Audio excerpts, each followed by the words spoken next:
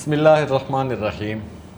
Programme इश्क़ मुस्तफ़ा सल्लल्लाहु अलैहि वसल्लम। मां अवां जो मेज़बान अब्दुल मोमिन मेमण।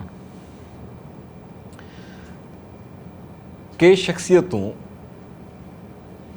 सीरत पाक जे उनवाननि जो अमली रूप हूंदियूं आहिनि। भली उन्हनि जी दावा न हुजे त असां मुस्तफ़ा जे दग ते था हलूं, भली उहे इहो दावा बि करण जो सत न सारींदा हुजनि त असां सीरत मुस्तफ़ा सां पंहिंजी ज़िंदगीअ खे वासे गुज़ारे रहिया आहियूं, पर हक़ीक़त में उन्हनि जे ज़िंदगीअ मां जेके उहिञाण भासंदा आहिनि उहे सीरत मुस्तफ़ा सल्लल्लाहु अलैहि वसल्लम जे ई पाक नक्शनि ते हलंदड़ पेर हूंदा आहिनि ऐं उहे पंहिंजे ज़िंदगीअ में पोरे खां वठी सख़्तु महिनत ऐं मशक़त जा रस्ता अपनाए क़ुर शरीफ़ जे उन आयत जे उनवान जो हक़ीक़ी तफ़सीर बणिबा आहिनि, लक़द ख़लक़नल इंसान फ़ी कबद, त असां माण्हूअ खे पैदा ई मशक़त जे लाइ कयो आहे।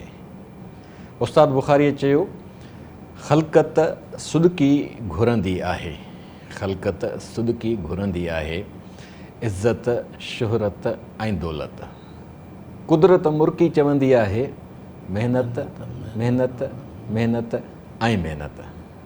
इन्हनि सभिनी सिटुनि जो अमली रूप साईं मोहम्मद ख़ान अबड़ो जेको असांजे दौर में मौजूदु आहे ऐं जंहिं सिंध जी उहा वेगाणप पंहिंजे अखियुनि सां ॾिठी, जंहिंमें असां ततल सहराऊं पसियूंसीं ऐं उन खेप जा उहे माण्हू जेके उन दौर जा ॾझियल आहिनि, दजाली दौर बि उन्हनि पंहिंजनि अखियुनि सां ॾिठो, आमरीयत बि उन्हनि पंहिंजी अखियुनि सां ॾिठी, रुॻो ॾिठनि कोन, उन्हनि खे भोॻियनि बि ऐं उन्हनि जो सदेबाब करण जे लाइ किरदार बि अदा कयनि।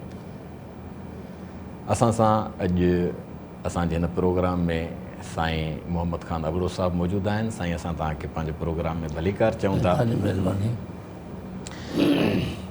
क़ुर पाक सीरत जो हिकिड़ो सरचश्मो आहे। क़ुर पाक फार्मूलो आहे त सीरत मुस्तफ़ा सल्लल्लाहु अलैहि वसल्लम उनजो प्रैक्टिकल आहे।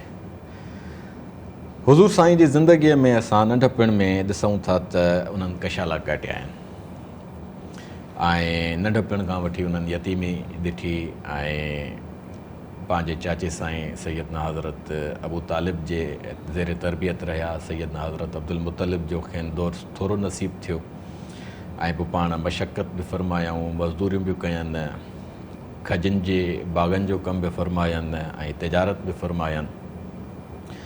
उन तसलसुल में असां तव्हांजी ज़िंदगीअ खे पढ़ियो आहे।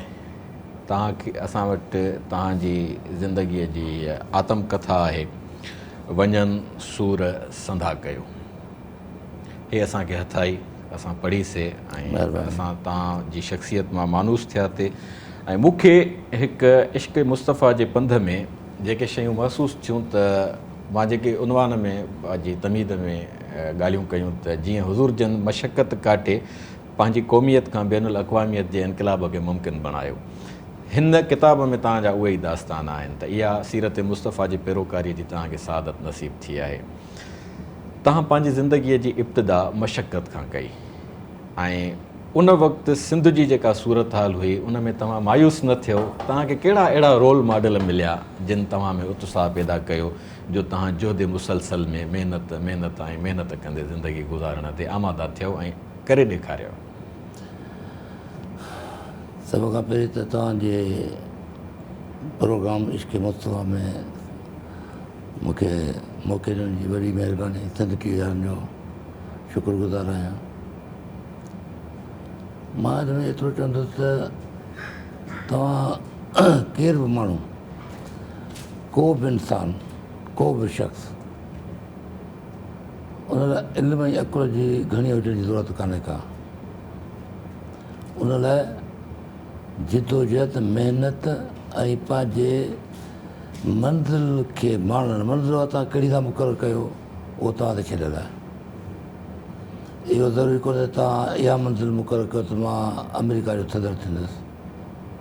तव्हां इहा बि मंज़िल मुक़ररु करे सघो था त मां इश्क़ मुस्तफ़ा में पहिरें पंधु हुज़ूर जे रोज़े ते पहुचंदुसि। इहा मंज़िल आहे, इहा वॾी मंज़िल आहे। तव्हां इहा मंज़िल बि अख़्तियार करे सघो था त मां राह ख़ुदा में हलंदे अलाह जी कुर्बत हासिलु कयां, पर उन में सचाईअ सां ऐं मोहबत ऐं महिनत सां तव्हां जे अॻिते वधंदो त उहा शइ बि अव्हांखे मिली वेंदी। हिन दुनिया में ओलिया आहिनि, वली आहिनि, फ़क़ीर आहिनि, अलाह जा पसंदीदा माण्हू आहिनि, अलाह जा वेझा माण्हू आहिनि, अव्हां ई असां जहिड़ा आहिनि। उन्हनि खे बि ईअं ई ख़लक़ियो वियो आहे जीअं अव्हांखे असांखे ख़लक़ियो वियो आहे। उन्हनि खे उहे साॻियूं शयूं अता कयूं आहिनि जेके अव्हांखे असांखे अता कयूं आहिनि।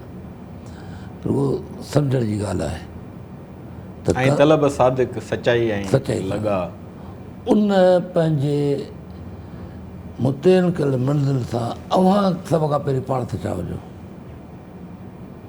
उहा तव्हां इहे जेकॾहिं ईअं कई माण्हू आहिनि, असां त कुझु बि कोन कयो आहे, जेके माण्हू कुझु कोन अलाए किथे पहुता आहिनि, शॉर्टकट वणनि था, उन में चालाकी कनि था। मां खणी लफ़्ज़ वधीक कोन थो इस्तेमालु कयां, शातिर क़िस्म जा माण्हू अलाए कीअं फिरी फिरी किथे पहुचनि था। ईअं न हुजे। पोइ उन में तव्हांजी महिनत या तव्हांजी सचाई या तव्हांजो पंहिंजे मंज़िल जी तलाश उहा तव्हांखे हक़ीक़ी तरह कान मिलंदी, कंहिं ॿिए तरह सां मिलंदी। उन करे मां अॼु बि इहो सोचींदो आहियां त मां नंढी उमिरि खां वठी हिन महिल ताईं मां मेच्योर रहियो आहियां। जेको संजीदा रहिया आहियो, मतिलबु संजीदा बारूतण खां वठी अॼु जेके असीं ॻाल्हियूं कयूं था उन वक़्त में इन क़िस्म जूं ॻाल्हियूं कंदो हुउसि जॾहिं उमिरि 14 साल हूंदी। माना खेॾण ऐं कुॾण जे दौर में बि तव्हां हा, संजीदगीअ सां खेॾण ऐं सोचींदा कुॾण रहिया। मूंखे न जे बराबरि नसीब थियो आहे। खेॾण ऐं कुॾण जी ख़्वाहिशूं ज़रूरु रहियूं आहिनि। नंढा नंढा ॿार जेको खेॾंदा हुआ, असांखे दौर में त को नंढियूं मोटरूं हुयूं, न को इहे भालू हुआ, न को रांदीका हुआ। असां मिटी जा रांदीका ठाहींदा हुआसीं, चाबीअ वारी गाॾियूं हूंदियूं, अहिड़े क़िस्म जो जेको तो गुलेल खेॾंदा हुआसीं, बिलोर खेॾंदा हुआसीं। वधि में वधि असां त इहे रांदियूं, अॼुकल्ह त रांदियुनि जो सामान वठी ॿारनि खे ॾियूं था त दिमाग़ फिरे थो त आहे छा छा हिते पियो। त अव्हां इहो बल्कि चवां थो इन किताब लिखण जो हिकिड़ो मक़सदु ज़रूरु हो। हिन में केतिरो सच आहे या केतिरो कूड़ आहे उहो त तारीख़ फ़ैसिलो कंदी या पढ़ंदड़ फ़ैसिलो कंदा। पर मां न, हिन में वॾी ॻाल्हि इहा आहे त तव्हां पंहिंजे हम असरनि में ई इहे किताब लिखी ऐं शाया करे छॾियो त उहे हिन जी तस्दीक बि कंदा, तकज़ीब बि कंदा, सचा कूड़ा। उहा मां सम्झां थो थिए पई थी, सॼी सिंध में हिकिड़ी लहर हले पई। तव्हांखे मां तजब खेज़ ॻाल्हि ॿुधायां,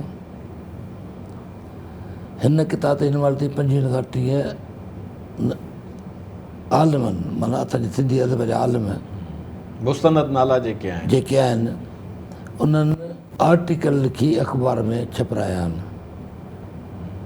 माना तस्दीक कई अथनि, जेके मूंसां गॾु आहे उन्हनि तस्दीक बि कई आहे, जंहिंमें रसोई थिबो मूंसां मुंहिंजो अमृतसर हो, फ़क़ीरात खोसो हो, या अञा ॿिया खोड़ लिखनि पिया, अख़्तर काके पढ़ो सीनियर हो, त उन्हनि तस्दीक कई आहे। अञा त ईअं कोन चयो अथनि त हिन को कूड़ लिखियो आहे या का डाढ़ाणी आहे। ऐं कूड़ लिखी मिलंदो छा, डाढ़ाणी कबो छा।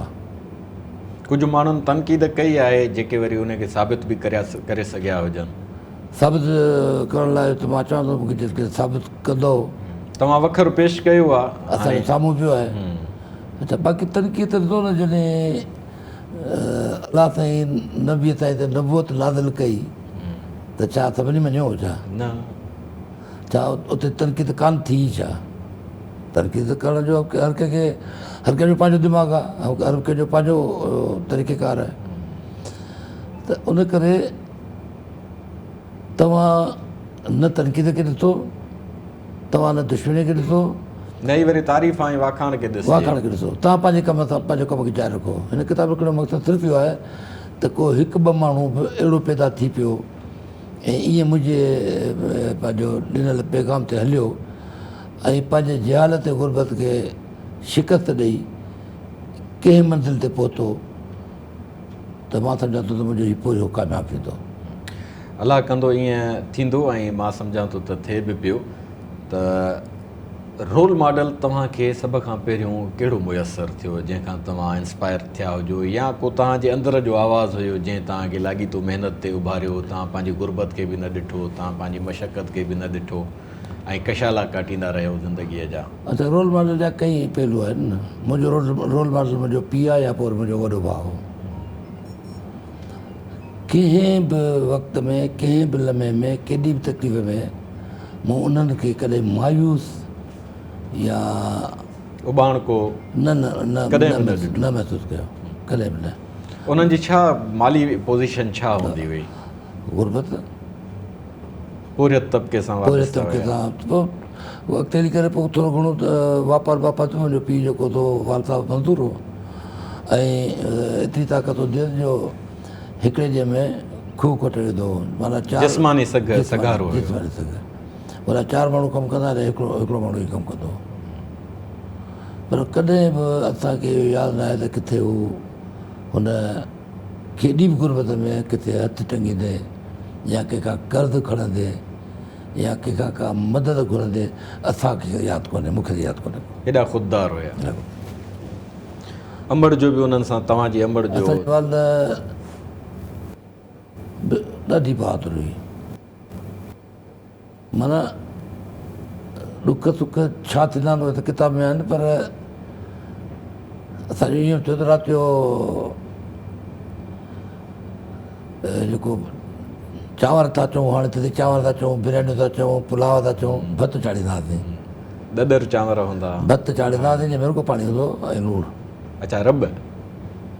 भत हा, रब थिए थी, पर उहो कीअं राति जो भत खाई के ॿुधण सां को पकोड़ो कुझु आहे बसि। सुबुह जो उन भत में पाणी ज्वार जा कुझु जेको थो अटे जा दरा ऐं बाजरे जा दरा विझी हुनखे घोटे वरी रब करे वॾो दिगड़ो करे, इहो पोइ असांजो सूप हूंदो हो ऐं इहो असांजी वॾी वॾी माना अयाशी हूंदी खाइण पीअण जी। इन्हनि सभिनी मरहलनि मां गुज़री तव्हां पंहिंजे तालीम जो सफ़र जेको शुरू कयो उनजो दास्तान कीअं थियो? 5 दर्जा त मां पहिरें खां 5 ताईं, पर जीअं किताब में ॼाणायल आहे हा, पर शहर सेवण में उन में बि घर जो अधु कमु मां कंदो हुउसि। पाणी मूंखे भरिणो आहे, घर जो जेको पाणी मुयसरु करे ॾियणो आहे 2 दफ़ा 3 दफ़ा। उन नंढी उमिरि में अधु मण जो वज़न कुल्हे ते खणी अचे घर में। उन खां पोइ ईंधन, अॼु ईंधन था चऊं, ॿारनि काठियूं करे अचबियूं, टोटा टुकर बेड़े अच। हा, छेड़ो कयोसीं। उन्हनि कमनि खां पोइ स्कूल वेंदो हुउसि ऐं असां वटि अहिड़ा थेला। अच्छा, माना सुबुह जो उथण सां तव्हांखे इहे मशक़तूं पहिरीं कमु करणियूं करिणो पवंदो। पोइ चुल्हि ॿरंदी, कुझु पेट जी बाहि उजाइबी, पोइ वरी स्कूल वञो। पोइ वरी 2 त शयूं खणी ईंदासीं स्कूल, हिकिड़ी फरई, ॿी स्लेट। हीअ किताब बुक अॼु त ॾिसो था त असांजो त उहो दिमाग़ भरी ॿधी था ॾियनि ॿारनि जे वज़न खां बि वधीक किताबनि जो। हेॾी उमिरि में बि सिधा न ॿार 40 साल खां पोइ कुबातो कंदा था किताब जे वज़न जे करे। बहरहाल वक़्तु पंहिंजो वेरो वॼाए थो, पढ़ाई छुटी वई। उनजो सबबु उन कई सबब, हिकिड़ो सबब इहो त साढा 3 रुपया दाख़िला फ़ी कान हुई। पोज़ीशन इहा हुई। ऐं तव्हांजे वालिद साहिब जी ख़ुददारीअ जो आलम इहो हुयो त कंहिंजे हथु टंगण जे बजाए तव्हांखे मशक़त जे मैदान में लाथनि, पर कंहिंजे ॾाढो हथु न हा, पर टंगियो। उन्हनि में इहो चवण लाइ जे चवणु खपे न चवणु खपे त असांजे वॾनि में इहो रुझान ई घटि हो त पढ़ंदो त पढ़ी छा कंदो, कहिड़ो क़ुर थो पढ़े, या इन हद ते मज़हब इहो आहे, कहिड़ो ई अंग्रेज़ी थो पढ़े, इस्लाम जे ख़िलाफ़ु शयूं थो पढ़े, कहिड़ो ई जेको क़ुर थो पढ़े हुनखे पढ़ाए थो। ठीकु आहे, इहा हूंदी माना हुननि जी। इहो चवण जो मक़सदु इहो आहे त असांजो ॿाहिरि जो माण्हू, अंदरूनी सिंध जो माण्हू पंहिंजे मतिलब सां पंहिंजे जान खां वधीक प्यार थो करे। माना पढ़ाई में बि उहो उनजे थियण में हूंदो त हीअ अंग्रेज़ी थो पढ़े, छा पढ़ी कंदो अंग्रेज़ी, क़ुर कोन्हे जेको छॾियो असां इहो ई पढ़े। इहा हिकिड़ी लहर उथियल हुई उन ज़माने में। असां उन वक़्तु जी ॻाल्हि थो कयां। हा, उन ज़माने में त मतिलबु जेके साम्राज दुश्मन असांजा जोधा जवान हुया, असांजा आलिम सगुरा हुया, उन्हनि जॾहिं साम्राज खां नफ़रत कई त उनजे ॿोलीअ खां बि नफ़रत कई आहिनि। ऐं इहा हिकिड़ी लहर हली त बाबा अंग्रेज़ी जेका आहे सा असांखे नामंज़ूर आहे, छो त असांजे हिननि जी ग़ुलाम साज़नि जी ॿोली आहे। इहा शइ असां पंहिंजे अखि सां ॾिठी, तव्हां उनजो आख़िरी दौरु ॾिठो हूंदो। असांजा बाबा बि हूंदा, उहे बि तमामु सख़्तु हूंदा। असां उन्हनि वटि पढ़ंदा हुआसीं त कापीअ ते अखर जेके आहिनि रोमन लिखणु न ॾींदा, हा। अरबी फारसी ऐं सिंधीअ जी साॻी रस्मुल ख़त आहे अंगनि जी। त हुज़ूर जन सां वालिहाना निस्बत जे करे तव्हांजी ज़िंदगीअ में जेके मशक़त जा बाब आहिनि उन्हनि खे मां सीरत पाक सां इन करे थो ॻंढियां त मां पंहिंजी क़ौम खे हिकिड़ो उत्साह ॾियणु थो चाहियां या ख़ुशख़बरी ॾियणु थो चाहियां त ज़रूरी न आहे त तव्हां उहो मख़सूस लिबास पाए ऐं रसूलुल्लाह सल्लल्लाहु अलैहि वसल्लम जा पैरोकार थियो। इन ज़ाविये सां बि सीरत पाक जे नक़ूश ते तव्हां जेको हली ऐं महिनत करे ऐं पंहिंजी हिन मंज़िल ते पहुता आहियो। क़ौमी सूरत हाल असांजी उन दौर में जॾहिं तव्हां महसूसु कई, छो त तव्हांजे किताबनि जे दास्ताननि में बि इहे बाब फैलियल आहिनि, त तव्हां में क़ौमी शऊर आयो, जंहिं क़ौमी शऊर में तव्हां उते बि संजीदगीअ खे हथां वञणु न ॾिनो, हलकड़ा न थियो ऐं उन जे उन गुंडागर्दीअ जे कैटेगरीअ में तव्हां पाण खे अचणु न ॾिनो, बल्कि जिन इहा गुंडागर्दी कई पए त तव्हां उन्हनि खे बि लगाम पए ॾिनो। इन सॼी संजीदगीअ जो पस मंज़र छा आहे ऐं तव्हां छो इन्हनि शयुनि खां बचियो? हा, उनजो सबबु आहे। सबबु इहो आहे त गुरबत तमामु वेझॻा ॾिठी थी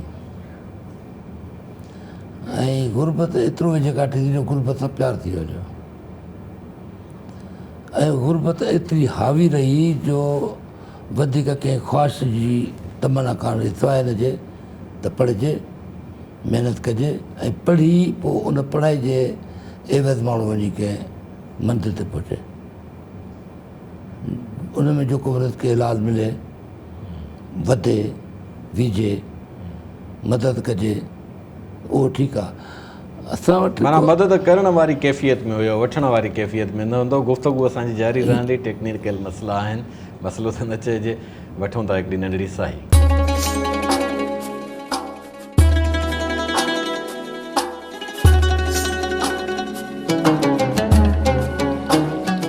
भलीकार नाज़रीन, त मोहम्मद ख़ान साईं पाण गुफ़्तगू पए कईसीं त तव्हां तालीम जे बल ते कुझु करे ऐं माण्हुनि जी मदद करणु पए चाही। हालांकि सूरत हाल जेका ॿुधायो था त तव्हांखे मदद वठण जी पोज़ीशन में हुयो, त इहो जज़्बो तव्हां में जेको मौजूदु आहे, हिकु त मरूसी तौरु तव्हां वालिद साहिब जी ॿुधाई ॻाल्हि त उहो एॾा ख़ुददार हुया जो तालीम जो ख़र्चु न आहे त चवनि पियो आहे पढ़ाईअ खे छॾियो, महिनत मशक़त वञी कयो, कंहिंजे आॾो हथु न टंगबो। ऐं संजीदगीअ जा ॿिए पैसा जेके मूं अर्ज़ु कयो त तव्हां जॾहिं क़ौमी धारा जो हिसो थियो तहरीकी हवाले सां, त उन में तव्हां गुंडागर्दीअ जो हिसो बि न थियो। इन गुफ़्तगूअ खे पाण कंटिन्यू कयो। जॾहिं सिंध अची पहुतासीं त उते क़ौमी तहरीक में नज़रियाती माण्हू घटि ऐं शोपरस्त चइजे, अनापसंद चइजे, छो त उन वक़्त में क़ौमी तहरीक जी पार्टी या स्ट्रेटजिंग हूंदी जीअं तहरीक। ऐं यूनिवर्सिटी में अचण खां पोइ हर माण्हू जी जहिड़ी करे ज़रूरत पए थी वेंदी त असीं इन तंज़ीम में हुजूं, जॾहिं त नज़रियात उहा उन तंज़ीम जा माण्हू कोन हुआ ऐं उन ते घणो चेक बैलेंस न हुजण जे करे असां वटि घणे तादाद में इन तहरीक में गैर संजीदा या कहिड़ो लफ़्ज़ इस्तेमालु कयां, मुफ़ाद परस्त माण्हुनि जो ग़लबो घणो थी वियो, जेके पंहिंजे मफ़ादनि सां घणो सचा हुआ, क़ौमी मफ़ादनि सां सचा कोन हुआ। ऐं मां जॾहिं सेवण जो प्रेसिडेंट थियुसि, पोइ सेवण जी यूनियन आख़िरी जेकी शेख आज़ाद चंथरो उहा जनरल सेक्रेटरी लाइ खटियमि मुंहिंजी क़यादत में। पोइ मां दादू ज़िले जो प्रेसिडेंट थियुसि, वाइस प्रेसिडेंट मरकज़ी थियुसि। इहो टोटल सफ़र 76 खां वठी 79 ताईं आहे, 3 सालनि में। ऐं 3 सालनि में मूं इहो तइ करे छॾियो त हिते मूं जहिड़ा माण्हू घणो अॻिते हली कोन सघंदा, फिट न थी सघंदा। सबबु इहो आहे त तमामु घटि माण्हू हुजनि जिन में सचाई नज़र अचे पई, तो ॻोल्हणा था पवनि, ॻोल्हणा पई पिया। ऐं बाक़ी माण्हू वॾे तादाद में, जजे तादाद में अहिड़ा ई माण्हू आहे जिन खे ईअं चइजे त उहे क़ौमी तहरीक जे मथां दाग़ हुआ। ऐं पोइ मायूसी थी इन इहे लकावत ॾिसी इन ते ऐं तव्हांखे ॿी ॻाल्हि ॿुधाए छॾियां त तव्हां भले जीअं 3 तारीख़ जी तारीख़ पढ़ो, वाहिद इहा इलेक्शन थी आहे जेके असां साल जे अंदरि कराई आहे ऐं उनजो सिर्फ़ु सबबु मां हुउसि मुंहिंजो ज़िंदो हो। बाक़ी जेके बि 2 साल 3 साल 4 साल 5 साल जहिड़े फर्ज़ में कढी पोइ कॾहिं ऑर्गेनाइज़िंग कमेटी कॾहिं ऑर्गेनाइज़र कॾहिं कीअं ईअं कमु पियो हलंदो। पर असां चयो त जेके असां ज़िम्मेवारी खई आहे जेतिरी निभाई थी, पर हाणे वरी उनखे कंहिंजे हवाले करे पंहिंजी ड्यूटी पूरी करे पोइ हिते थीजे। ऐं मूं इहो ई कयो ऐं उन खां पोइ जॾहिं इहा ड्यूटी पूरी थी त पोइ जेल लाइ वियासीं। सूरत हाल जेका ॿुधायो था उन में कसम पुरसी बि आहे ऐं गुरबत बि आहे ऐं हेॾां वरी एॾो हौसलो बुलंद आहे जो तव्हां वॾनि मगर मच्छनि जे वातनि में हथ था विझो ऐं पहाड़नि जॾहिं उन्हनि मनफ़ी किरदारनि सां टकरायो बि था त उते तव्हांखे का अहसास कमतरी का अहसास महरूमी महसूसु न थींदी? न, मूंखे कॾहिं बि मूंखे पंहिंजी सॼी ज़िंदगी में मूंखे कॾहिं बि अहिड़ी कैफ़ियत मूं ते हावी कान थी आहे। शायदि जेकॾहिं अहिड़ी कैफ़ियत जो मां शिकार थियां तव्हां ख़तमु थी वेंदा। हौसलो हारिजी वञे। जंहिं बि हाल में जीअं बि रहियासीं उहो उन में ई रहियासीं। आहे त बि ठीकु आहे, जे न आहे त बि ठीकु आहे, ईंदो त बि ठीकु आहे, जे न ईंदो त बि ठीकु आहे। हिनखे माण्हू मथे ते हावी दिमाग़ ते हावी छो करे? जे तव्हां उनखे हावी कंदो तव्हां उन कैफ़ियत मां निकिरी कोन सघंदो। जॾहिं तव्हां उन कैफ़ियत मां कोन निकिरी सघंदो तव्हांजी जंग रुगो उन कैफ़ियत सां हूंदी त मां हिन मां निकिरां कीअं ऐं कोन निकिरी सघंदो। तव्हांजा हम असर जेके नज़र अचनि था असांखे किताब में बि उन्हनि जो दास्तान मौजूदु आहे ऐं के क़दुरु तफ़सील सां आहे ऐं तव्हां हिन में लिखियो आहे त कुझु शयूं अहिड़ियूं आहिनि जेके मां अॻिते हली लिखंदुसि ऐं उहे शाया थींदियूं, तकड़ियूं शाया थींदियूं। तव्हांजा हम असर जेके तव्हां सां गॾु पिए हलिया, कुलो खणी पिए हलिया, उहे तव्हांजे इन आदर्शी मक़सदनि खां हटी करे जॾहिं असांखे मफ़ादनि जे पासे नज़र था अचनि त उहे अॻिते हली वरी मुख़्तलिफ़ नालनि सां पार्टियूं बि ठाहिनि था, उन्हनि जा वरी सरबराह बि आहिनि, लॻे थो ताहयात सरबराह पाण ई आहिनि। त छा इहो उन्हनि जी उहा कैफ़ियत सां जंग हुई जेका हुननि क़ौमी तहरीक जे आड़ में पए कई? हाणे थोरो त जॾहिं बि का अहिड़ी तहरीक हलंदी आहे त उन में काफ़ी अंसर शामिलु थी वेंदा आहिनि। माण्हुनि जा पंहिंजा ज़ाती मक़सद ऐं पोइ जेकॾहिं तव्हांजी तहरीक को ज़ोर वठे बि थी ऐं ॿियनि खे इहा ख़बर पए थी त किथे को मामिलो वधी वञी वण न थिए त उन्हनि जूं मुदाख़लतूं, पोइ जॾहिं उन्हनि जूं मुदाख़लत थियनि थियूं पोइ उन्हनि जा इशारा हलनि था।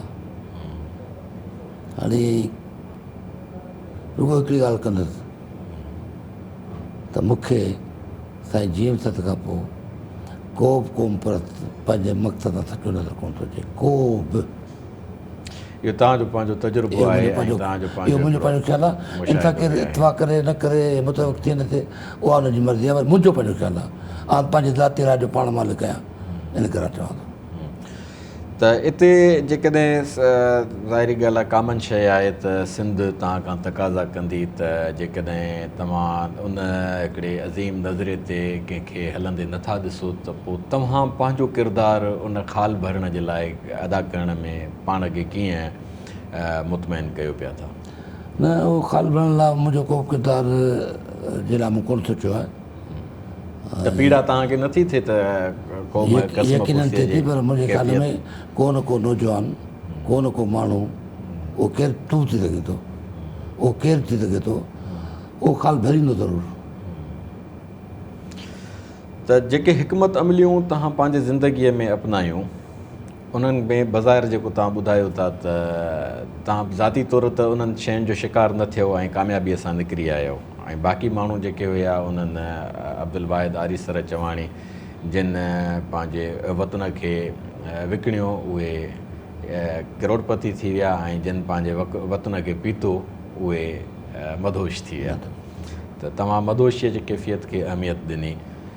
सूरत हाल जा जेके ॿिया पासा आहिनि त स्टडी सर्किल्स उन दौर जी हिकिड़ी ख़ूबसूरत अलामती त छा बल्कि हक़ीक़त हुई जंहिंमें माण्हू नौजवान पढ़ंदा हुआ, कढ़ंदा हुआ, पचंदा हुआ, पजरंदा ऐं पोइ कुझु न कुझु डिलीवर कंदा हुआ। तव्हांखे अहिड़े क़िस्म जो माहौल मिलियो जंहिंमें तव्हांखे मुताले जो बि माहौल मिलियो हुजे ऐं सुठा किताब पढ़ण जो? इहा जेकी तव्हां स्टडी सर्किल जी ॻाल्हि कई आहे हुई उन वक़्त में, असांजे वक़्त ताईं बि हुई, पर पोइ इहे शयूं ख़तमु थी वियूं। उन ख़तमु थियण जो सबबु इहो आहे त माण्हू स्त्री सर्कल में छो वञनि। उहो माण्हू हूंदो न जेको हुन नज़रिए सां प्यारु कंदो हुजे, उहो माण्हू हूंदो न जेको हुन नज़रिए खे अॻिते वधाईंदो हुजे, उहो माण्हू त कोन हूंदो न जेको पंहिंजे नज़रिए सां प्यारु कंदो हुजे, जेको पंहिंजी शख़्सियत चाहींदो हुजे, जेको पंहिंजी शख़्सियत जे ठाहिण लाइ जेको वणे थो करे वञे हलियो।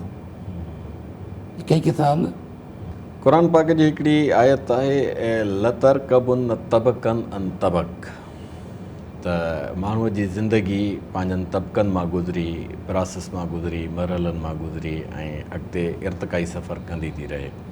तव्हां बि उन इर्तिक़ाई सफ़र मां गुज़रिया आहियो जंहिंमें पोरियो बि शामिलु आहे, जंहिंमें तालीम बि शामिलु आहे ऐं जंहिंमें डेडिकेशन तव्हांजी जेका पंहिंजी ज़ाती अरपना आहे उहा बि शामिलु आहे। इन्हनि सभिनी मरहलनि में ज़मीर फ़िरोशीअ जहिड़े हिकिड़े ख़बीस अमल खां बचण जो जेको अमल आहे, मां सम्झां थो इहा तमामु वॾी हासिलात आहे। त इहो जज़्बो जेको तव्हां में पैदा थियो, उन जज़्बे जे पोयां कारफ़रमा कहिड़ी नफ़्सियात हुई? छो तव्हां इन खां बची वियो?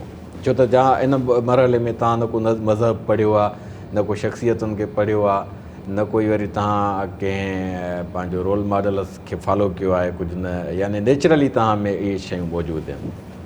मां हिनखे इहा सआदत कीअं तव्हांखे? मां हिनखे चवंदुसि त अलाह ताला जॾहिं इंसानु ठाहींदो आहे त उहो सलाहियतूं पाण मोकिलींदो आहे। इहे इंसान जे वस जूं ॻाल्हियूं कोन्हनि के, न को मूं में का अहिड़ी ताक़त हुई त उन लाइ बि ख़ुदा जे दर में सजदा कया अथमि, रुनो अथमि ऐं शुक्र अदा कयो अथमि त मूंखे तव्हां छा था सम्झो त एॾो वॾो उन वक़्त जी तहरीक जो वॾो लीडर, उहो वरी किलारी किला बि मिनतूं करे, उहा बि कंहिंखां मिनत कराए चोचा करे पोइ मिली आहे। अरे भाउ एम ए पास करे आयो आहे, किलारकी त ॾियो। जॾहिं उहा मिली ऐं पघार 162 रुपया। सन कहिड़ो आहे इहो? 83 1983 सन आहे। मशक़त ऐं पोरे जो तव्हांजी ज़िंदगीअ जे लाहिन चाढ़ियुनि जा दास्तान पंहिंजे बागवड़नि सां वंडियूं पिया। गुफ़्तगू पंहिंजी जारी रहंदी। नाज़रीन, वठूं था हिकिड़ी नंढड़ी साईं।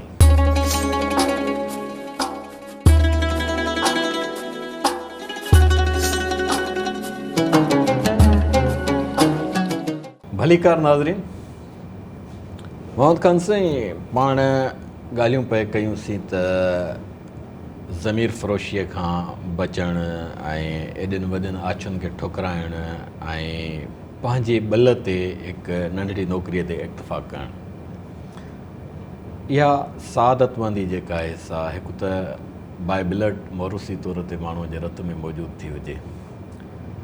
ॿियो, तव्हां छा था सम्झो त जेको माण्हू फ़र्ज़ु कयो तव्हां पंहिंजो ज़मीर विकिणी चुका हुजो आहे ऐं तव्हां कंहिं वॾे मनसब ते हुजो आहे ऐं ज़ाहिरी ॻाल्हि आहे तव्हां ताक़तवर माण्हुनि जा माण्हू हुजो आहे ऐं पाण बि ओतिरो ई ताक़तवर हुजो आहे, त उन कैफ़ियत में तव्हां पाण खे हींअर कीअं ॾिसो आहे? इहो फ़ैसिलो मूं उन वक़्तु कयो त मां इहो बार कोन करे सघंदुसि। इहो तानू, इहो वॾी लानत आहे। त उन वक़्त में मां हुजां जीअं सिंध तहरीक में, ऐं उन वक़्त में मां उन या त मां बेईमानी करे चयसि जे कई आहियां, त कीअं मुमकिन आहे त माण्हू उते उन शइ जी सौदेबाज़ी करे माण्हू कंदा हूंदा, ख़बर न आहे केतिरनि कयो केतिरनि कोन कयो, कीअं मुमकिन आहे? त इहा झंझोड़ जेका पैदा थींदी आहे मन में, त उन जे लाइ का न का उत्साहींदड़ क़ुवत हूंदी आहे जेका भली नज़र न अचे, या किताबनि जी सूरत में हूंदी आहे या रोल मॉडल्स जे सूरत में हूंदी आहे। त उन दौर में को किताबु तव्हांजे नज़र मां गुज़रियो हुजे जंहिंमें तव्हां महसूसु कयो हुजे त हीअ किताबु मूंखे उत्साहे थो, उहो मज़हबी हुजे या इनक़िलाबी हुजे? किताब 2-3 इनक़िलाबी पढ़िया हुआ उन वक़्त में, त माण्हुनि पंहिंजे तहरीकुनि लाइ पंहिंजा इक़्तिदार छॾे, पंहिंजो सदारतूं वज़ारतूं छॾे, चीगोरे जो मिसाल आहे, अहिड़ा कई किरदार आदर्शी माण्हू थियनि था, अहिड़ा कई मिसाल आहिनि। उहा इंस्पायरेशन तव्हां चई सघो था, या पंहिंजो सिंध में बि कई किरदार अहिड़ा जिन मां माण्हू हैदर जतोई, हकीम फ़तेह महमद सेवाणी, साईं जीएम सैद, शहीद उल्का अली भुट्टो, मोहतरमा बेनज़ीर भुट्टो, वक़्तु खणी पोइ असां बचे अॻिते आयासीं त असांजे साम्हूं आहे त इहे वॾा किरदार आहिनि। उन्हनि में हिननि पुठियनि ॿिनि शहीदनि त पंहिंजे ज़िंदगीअ जी बि परवाह कान कई। ॻाल्हि मक़सद ते ऐं ॻाल्हि फ़िक्र ते कोन था कयूं, डेडिकेशन ते ॻाल्हि था कयूं। लकम दी न को वलीअ दी, तूं पंहिंजो कमु कर, मां पंहिंजो कमु थो कयां, तूं पंहिंजे कम सां केतिरो सचो आहीं, आउं पंहिंजे कम सां केतिरो सचो आहियां। उन्हनि जेको बि कमु कयो उन जेकी सचाई कई उन में पंहिंजो जान क़ुर्बान करे छॾियो। पोइ भले हाणे माण्हू चवंदा भई आलमी लीडर थियण जो शौक़ु अमेरिका कोन हुनखे बर्दाश्त कयो, बाबा ठीकु आहे, पंहिंजे शौक़ु खे पंहिंजे मक़सद में उन सां सम्झोतो त कोन कई, पंहिंजी जान ॾेई छॾी। मां हुन शौक़ खे नालो ॾिनो आहे जज़्बे जो ऐं नालो ॾिनो आहे जिदोजहद जो। शहीद ज़ुल्फ़कार अली भुट्टे जी तव्हां ॻाल्हि कई त उन जा खोड़ सातरा अहिड़ा पासा आहिनि जेके क़ाबिल तनक़ीद बि आहिनि ऐं खोड़ सातरा बल्कि घणा पासा अहिड़ा आहिनि जेके क़ाबिल तारीफ़ बि आहिनि। वॾे में वॾो क़ाबिल तारीफ़ अमल जेको हुनजो इश्क़ मुस्तफ़ा सल्लल्लाहु अलैहि वसल्लम जे हवाले सां आहे उहो आहे त हुननि ख़त्म नबूवत ते आङुर खणंदड़ ऐं ख़त्म नबूवत जे हिकु अज़ीम तरीन फ़लसफ़े में दार विझण जी कोशिशि कंदड़ उन गिरोह खे पंहिंजे हिन वतन अज़ीज़ में हमेशह जे लाइ मात ॾियण जो हिकिड़ो कानून पास करे छॾियो। उन जज़्बे खे तव्हां इश्क़ मुस्तफ़ा जे पस मंज़र में शहीद ज़ुल्फ़कार अली भुट्टो खे कीअं बयानु कंदो? उहा नंढी ॻाल्हि आहे, इन खां वॾी ॻाल्हि आहे त ज़ुल्फ़कार अली भुट्टो पाकिस्तान जे हिकिड़े नंढे मुल्क जो सरबराह आलम इस्लाम खे गॾु कयो, जेके न कॾहिं अॻु में पाण में गॾु आहे, न को कॾहिं वरी पोइ पाण में गॾु थिया, न गॾिजी सघिया। इहा त नंढड़ी ॻाल्हि आहे। हिकिड़ो कानून पास थियो, असेंबली में कानून पास कयो, बाबा हीउ मुस्लमान कोन्हे, अमल वॾो हुयो पर हुनजी भेट में माना गुस्ताखी रसूल आहे, ज़ाहिरा गुस्ताखी रसूल हुजे या जेको क़ुर खे हलाक न मञे उहो पंहिंजे मतिलब में जीअं आहिनि था उहो ई रहियो हुजणु खपे, जंहिंजो बि न मञनि भली उनजे जुतीअ में पेर विझण जी कोशिशि न कनि त उनजो सेरो त ज़ुल्फ़कार भुट्टे कया। पर मां इन खां वधीक उहा ॻाल्हि थो कयां जंहिं ते सॼी दुनिया जा जेका इश्क़ मुस्तफ़ा जी आलमी तक़ाज़ा हुई त सॼी दुनिया जा मुस्लमान हिकु थियो ऐं सॼे दुनिया जा मुस्लमान हिकु करण जी ॻाल्हि या रसूल करीम सल्लल्लाहु अलैहि वसल्लम कई या हज़रत अली कई या ख़लीफ़नि कई या वरी पोइ हिन ज़ालिम दौर में जेके तव्हां चओ था कई इख़्तिलाफ़ी ॻाल्हियूं पंहिंजे हथ आहिनि, इख़्तिलाफ़ करण जो हक़ बि आहे, उन कई। ऐं उहे आलम इस्लाम जा मुल्क जेके पाण में जंगियूं कयूं वेठा हुजनि, हिकु क़ौम जा माण्हू, हिकु मज़हब जा माण्हू, हिकु क़ुर सड़ियूं बूटियूं खाईंदा हुजनि, उन्हनि खे गॾु करे इस्लामी सरबराही कॉन्फ्रेंस करे ॾेखारे जंहिंमें सभु जा सभु हिकु सिफ़ में मौजूदु हुआ ऐं दुनिया जी दहशतगर्दनि खे, आलमी दहशतगर्दनि खे इहा ॻाल्हि हज़म कान थी। तव्हां छा था सम्झो त को मामूली माण्हू हो, हुनखे ख़बर कान थी त मुंहिंजे हिन अमल खां पोइ मूंसां छा थींदो, हुनखे ख़बर हुई। मां बि हींअर भुट्टो साहब जूं जेके तहरीरूं आहिनि उन्हनि ते अमली तौर ते कमु बि कयां पियो त ज़रूरत थी महसूसु थिए त पाकिस्तान पीपल्स पार्टीअ जे माण्हुनि खे भुट्टे साहब जो उहो वियन ऐं उहो फ़िक्र पढ़ाए जंहिं ते हुन कंप्रोमाइज़ करण जे बजाए जान ॾियण खे तरजीह ॾिनी। उन में हुन सीरत मुस्तफ़ा सल्लल्लाहु अलैहि वसल्लम ते जंहिं अंदाज़ सां लिखियो आहे त उन में हुन इश्क़ जूं उहे अदाऊं लिखियूं आहिनि जेके मां सम्झां थो त मूंखे वॾनि सीरत निगारनि जे किताबनि में बि नज़र नथियूं अचनि। छो त भुट्टो जीअं शाइर पंहिंजे ख़मीर में शाइरीअ सां ॻोहियल हूंदा आहिनि ऐं भुट्टे खे अलाह साईं ॻोहियो ई ॼण सियासत जे लाइ हुयो ऐं हुन कामयाबी बि माणी। उहो वीहनि उहो इश्क़ मुस्तफ़ा जो हुनजो अमल ऐं उन ते का बि कंप्रोमाइज़ न करणु ऐं कंहिंजे आॾो न झुकणु, सिर घोरे छॾणु, जाम शहादत नोश करणु, उहो रूह हींअर तव्हां कीअं था ॾिसो उन जे पार्टीअ जे सरबराहनि में या वर्करनि में? ॾिसो ॿ शयूं आहिनि, हिकु त जेकी तव्हां ॻाल्हि कई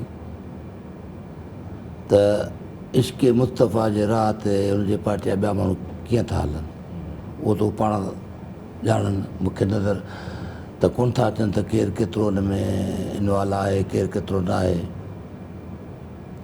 त तव्हांखे ख़बर आहे त भुट्टो साहिब खे ख़बर थी मुंहिंजी उमिरि घटि आहे, इहा ख़बर अथव? न मूंखे ख़बर न। भुट्टो साहिबु हर कम में, हर तकीर में, हर ॻाल्हि में चवंदो त मेरे पास टाइम नहीं है। तव्हां जेकॾहिं उन जा किताब मुतालो कया न त तव्हां पढ़ो। यानी इहा उनखे कुदरती सलाहियत हुई त मूं वटि वक़्तु घटि आहे, कम वधीक करणा आहिनि। हदीस शरीफ़ में बि आहे इन इत्तक़ू फ़रासत अल मोमिन फ़इन्नहु यंज़ुर बिनूरिल्लाह, त मोमिन जी फ़रासत जेका आहे छहीं हिस्सा जेके चइबो आहे उन ते भरवसो कंदा कयो, छो त उहो अलाह जे नूर सां ॾिसंदो पसंदो आहे। ऐं भुट्टो साहब मोमिन माण्हू त हुयो। त बाक़ी त इंसानी नाते सां भुट्टा में बि काफ़ी माण्हू तनक़ीदूं बि कनि था, काफ़ी खामियूं हर इंसान में आहिनि। त उनजो उहो जेको रूह अॼु असांजे उन्हनि पार्टीअ जे वर्करनि में ऐं सरबराहनि में कीअं उनखे वरी नए सिरे सां रचाइजे, या मुंहिंजे ख़्याल में त माठो इहो छो अमल थी वियो आहे? मुंहिंजे ॾिसो तव्हां हर अमल करण लाइ हिकिड़ो टाइम मुक़ररु हूंदो आहे। तव्हां नथा सम्झो त भुट्टे साहिब जी नक्शे क़दम ते बेनज़री हली या न हली। माना कराची पहुचनि था, बम हमलो थिए थो, उन ई महिल घर पहुचण खां पोइ ॿिए ॾींहुं सिविल अस्पताल पंहिंजे कारकुननि खे ॾिसण था वञनि। इहो त जंगल में थींदो न, इस्लामी जंगल में। त लियारी जे अस्पताल में जंहिं औरत खे इहा ख़बर आहे त हितां जो दहशतगर्द मुंहिंजे पुठियां आहे, मौत लामारा पियो थो ॾे पखियुनि वांगुरु गॾु पियो हले, ऐं से माण्हू जेको ज़ख़्मी थी मरी हलिया शारा फेतल ते, अहिड़ी कैफ़ियत में निंड न करे सघी, सुबुह जो वरी अस्पताल में पंहिंजे ज़ख़्मी कारकुन जे मथां वेठी। त मां सम्झां थो त उमेद जो किरणूं बिलावल आहे, ऐं उनखे इलाही महिनत करणी पवंदी। उन्हनि शयुनि जे पैरवी करण लाइ काफ़ी कुझु मरला तय करणा पवंदसि, ऐं कंदो।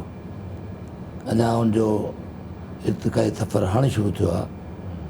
अञा त 30-32 साल जो हिकिड़ो नौजवान छोकिरो आहे।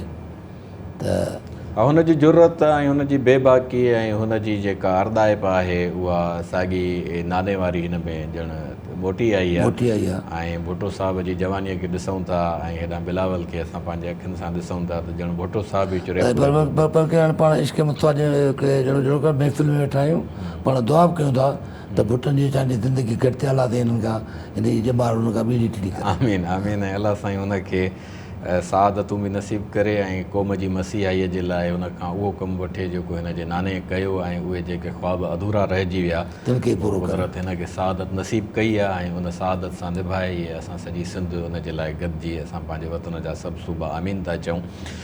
त पंहिंजी जिदोजहद में तव्हां जेके पंहिंजा ज़िंदगीअ जा मक़सद मुतयन कया हूंदा नंढे हूंदे खां, हींअर तव्हां पंहिंजे ज़िंदगीअ जे मां सम्झां थो 63वें साल में हलो पिया, 65 साल में, त छा था महसूसु कयो त तव्हां पंहिंजी उन लाॻीती जदोजहद ऐं ख़ालिस अमल सां उहे मक़सद हासिलु करण में कामयाबु थी चुका आहियो?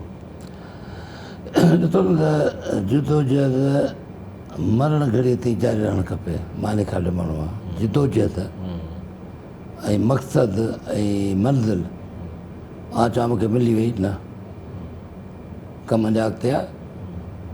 ऐं जे ज़िंदगी रहंदी त मुसलसल उन राह ते माण्हू हलंदो बि, ऐं जेके जिन शयुनि जो तयन थियल आहे, कयल आहे, उहे तकमील कीअं थींदियूं, कीअं थी चुकियूं हूंदियूं हिन महिल ताईं। अञा पंधु परे आहे, पंधु आहे अञा अॻु भरो, दिलि न हारे वियो दिलि भरो। अञा पंधु परे आहे, उन्हनि शयुनि खे हासिलु करण लाइ अञा सफ़र अड़ंगो आहे। कैफ़ियतुनि में तव्हां हींअर पंहिंजो उमिरि जी सआदत बि हासिलु करे आया आहियो, हज जी सआदत बि हासिलु करे आया आहियो, ऐं क़ुर पाक खे बि तव्हां पढ़ियो गहराईअ सां। जेको कोविड जो ज़मानो आयो उन में तव्हांखे मौक़ो मिलियो, त क़ुर पाक खे तव्हां कीअं पसियो? छो मां सम्झां थो गहराईअ ऐं तरतीबवार तरीक़े सां तव्हांखे पढ़ण जो हिन उमिरि में मौक़ो मिलियो, जंहिंमें तव्हां मुकमिल तौर मैच्योर बि आहियो। मूंखे जेतिरो यादि अचे थो जेको तव्हां तर्जुमो कयो क़ुर शरीफ़ जो, पोइ मूं तव्हांखे चयो त मां हाणे हिन बीमारी में बंदि वेठो आहियां, मूंखे पंहिंजो तर्जुमो मोकिल त इन जे ज़िंदगी ते इन टाइम जो फ़ाइदो इहो वठां। क़ुर शरीफ़ खे सम्झ थी सघे थो अलाह साईं तव्हांखे करोना आई इन जे करे हुजे त क़ुर पढ़ो, को बि सबबु त बनियो। पर मां तव्हांखे ॿुधायां माण्हू ॾाढो दिलेरी बहादुरी सां कूड़ हणंदा त मूंखे त का परवाह कान्हे, मूंखे परवाह हुई। इन बीमारी जो हिकिड़ो त ख़ौफ़ वॾो हो, ॿियो इन बीमारी में सवाइ ख़ुदा जे ॿी ज़बान ते का बि ॻाल्हि कान आई। भले हींअर माण्हू चवंदा थी मूं हुनखे कोरोना खे शिकस्त, माण्हूअ में ताक़त न आहे, शिकस्त माण्हू कीअं थो ॾे, अलाह सां अलाह थो आफ़ियत जो ॾे। मामिलो थो फरमाए, अलाह ताला पंहिंजो करम करे, फज़ल थो करे। फज़ल थो करे ऐं पाण ॾे मूं रुजू कयो, मूं तौबाऊं कयूं आहिनि, अञा ताईं उन्हनि ते क़ाइमु आहियां। अॻिते अलाह ताला उहा हिमत ऐं ताक़त अता करे त माण्हू। क़ुरान जो फ़लसफ़ो तव्हांखे कीअं पियो महसूसु थिए? मां त चवां थो त अरबी त कोन था पढ़ूं, छो त तव्हां हाणे कलम हलायो बि आहे, लिखियो बि आहे, पंहिंजी तहरीर पढ़ंदा हूंदव, वरी उहो तर्जुमो पढ़ंदा मुकमल हूंदव। ज़ाब्त हयात आहे, मुकमल ज़ाब्त हयात आहे। जंहिं बि शइ में तव्हां मुंझो, जेका बि शइ तव्हांखे तव्हांजा रस्ता बंदि करे तव्हां क़ुर शरीफ़ खोले पढ़ो, उतां तव्हांखे रस्तो निकिरींदो। मां एतिरो सम्झां। इहो तव्हां महसूसु कयो? इहो मां घणे भाङे इहा ॻाल्हि माण्हू अक़ीदत में कंदा आहिनि, पर तव्हां हक़ीक़त इहा माणी? उहो अक़ीदत जो मतिलबु तव्हां तालुक़ु न हुजणु खपे। अक़ीदत माण्हू खे अधो कंदी आहे। तव्हां जेकी अक़ीदत जी ॻाल्हि कया न, अॼु माण्हू किन था अक़ीदत त था हलनि। अक़ीदत माण्हुनि खे बुझाए थी, बल्कि बेड़ो थी ॿोड़े। अलाह त अक़ीदत, रसूल त अक़ीदत न आहे, इहो असांजो फ़र्ज़ु आहे, उहा मोहबत आहे, हक़ीक़त आहे उहा हक़ीक़त आहे। असां कंहिं माण्हू में किताब कयूं बाबा हिन मौलवी ॾे वेंदासीं, हिन आलम ॾे वेंदासीं, हिन पीर ॾे वेंदासीं, हिन मुर्शिद ॾे वेंदासीं, असांजा बेड़ा पार थी वेंदा, थियणा ई कोन्हनि। बार बार क़ुर शरीफ़ में चयो वियो आहे, रसूल करीम सल्लल्लाहु अलैहि वसल्लम खे चयो वियो आहे त तुंहिंजो कमु सूबेदारी करणु कोन्हे, न को तूं हेडमास्टर आहीं, तुंहिंजो कमु पैगाम पहुचाइणो आहे। अमल कनि था नथा कनि था, तुंहिंजो को तालुक़ु कोन्हे। फ़ज़किर इन्नमा अंत मुज़क्किर लस्त अलैहिम बिमुसैतिर। तूं तज़कीर कर, माण्हुनि खे प्रचार कर। नथा मञनि त तुंहिंजी ज़िमेदारी कान्हे, ॾंडाई ॾंडो खणी न बि। ॾंडो न हाणे त माण्हू ॾंडो करे वेठा आहिनि। हाणे इहा त आहे नबी करीम सल्लल्लाहु अलैहि वसल्लम जी ॻाल्हि। अॼु असांजा जेके हथरादू अक़ीदत जा बुत ठहियल आहिनि, उन जे ख़िलाफ़ु कोन था ॻाल्हाए सघूं। जे ॻाल्हायूं था त उन्हनि शहर में कोन था अची सघूं। त इन्हनि शयुनि खे ज़ाहिर करिणो आहे, वादे करिणो आहे। त उहे ई असां जेके शख़्सियतूं बुतनि जे सूरत में ठाहियूं आहिनि, उन्हनि खे टोड़णु खपे, ठाहिणो पवंदो। ठाहिणो पवंदो। वॾी महिरबानी तव्हांजी साईं, तव्हां असांखे वक़्तु इनायत कयो। पंहिंजे ॻाल्हियुनि जो निचोड़ नाज़रीन इहो बीठो त इश्क़ मुस्तफ़ा सल्लल्लाहु अलैहि वसल्लम हिकु हमगीर कैफ़ियत आहे ऐं ज़िंदगीअ जी रूहानियत आहे जेका असांखे क़ुर पाक मां नसीब थी थिए। ऐं साईं पंहिंजी ज़िंदगीअ में जेका जदोजहद कई आहे ऐं जंहिं क़ौम में हू पैदा थियो आहे, उन सां हुन निभायो आहे, उनजे अॻुवाननि सां हुन क़ुर्बत रखी आहे, वेझड़ाई रखी आहे ऐं पंहिंजी ज़मीर फ़रोशीअ खां पाण खे बचायो अथईं।